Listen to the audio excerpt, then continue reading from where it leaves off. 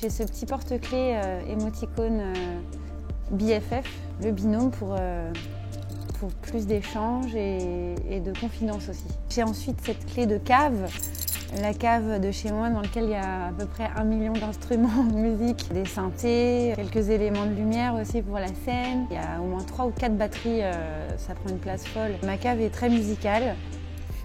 J'ai aussi cette clé de boîte aux lettres. J'ai une passion pour le courrier. On en reçoit de moins en moins, ça me désespère. Envoyez-moi des lettres d'amour par courrier. Et puis ça, c'est la clé de mon appart. Et c'est un appart que j'aime énormément, qui est donc au 5e étage avec beaucoup de lumière. J'ai beaucoup galéré pour l'obtenir parce que quand on est musicien, artiste, on est un peu marginal, donc forcément ça effraie un peu les propriétaires. Ma technique pour avoir cet appart, ça a été d'envoyer une lettre manuscrite en disant que j'avais un gros coup de cœur pour cet appart et que j'étais artiste, et j'ai envoyé toutes mes coupures de presse parce que mes feuilles d'impôt faisaient un petit peu peur. Le concept, c'est que les morceaux sont mis dans un ordre qui correspond à la nuit, qui se décline comme ça du coucher au lever du soleil. Le morceau s'appelle Ici et Maintenant, donc ça c'est par exemple typiquement un morceau de lever de soleil.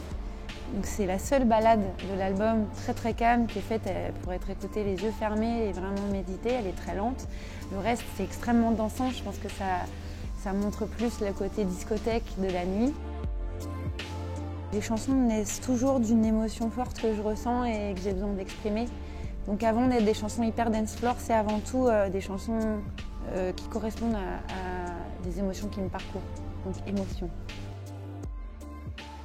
J'ai remarqué que quand je regardais des très bons films, un film de Éric Rohmer par exemple, ou même Truffaut, et ben, ce type de film, je trouve, prépare à une nuit paisible et plein de rêves magnifiques. Je dirais que c'est de bien s'entourer, que ce soit dans sa vie privée ou sa vie professionnelle. Moi, je travaille avec les mêmes personnes depuis quasiment 10 ans maintenant. C'est des gens qui, au départ, étaient soit des amis, soit des gens qui aimaient ma musique, mais pour les bonnes raisons. Parfois même, des gens de sa propre famille peuvent nous faire du mal et enfin, voilà, juste essayer de toujours s'éloigner de tout ce qui nous fatigue et ce qui nous stresse. Ce serait de la mosquée de Paris pour donc la partie hammam et puis bien sûr les pâtisseries. Puis c'est très très joli, en plus c'est à côté du jardin des plantes. Il y en a beaucoup que j'aime bien. Les Pop-In, c'est un bar qui est au 115 rue Amelot. Mes premières chansons, je les ai chantées là, dans la cave du bar. Le dimanche soir, il y a des scènes ouvertes pour tous ceux qui commencent la musique et qui ont envie de voir si ça leur plaît d'être sur scène. Dimanche soir au Pop-In.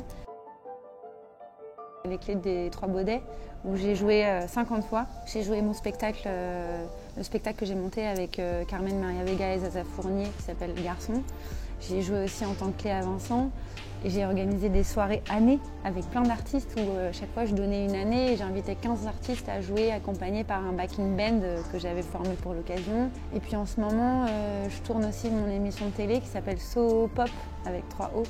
Donc c'est un lieu où j'ai pu expérimenter plein de choses parce que la directrice m'a toujours fait confiance, et Alice Vivier donc j'ai pas les clés réellement des Trois Baudets, mais c'est un peu comme si je les avais. Et aujourd'hui c'est Mathias Malzieu qui reprend la direction artistique et il y a une nouvelle équipe et ça a l'air d'être super, ils ont des beaux projets et tout, donc j'espère qu'ils me laisseront continuer à faire des trucs là-bas.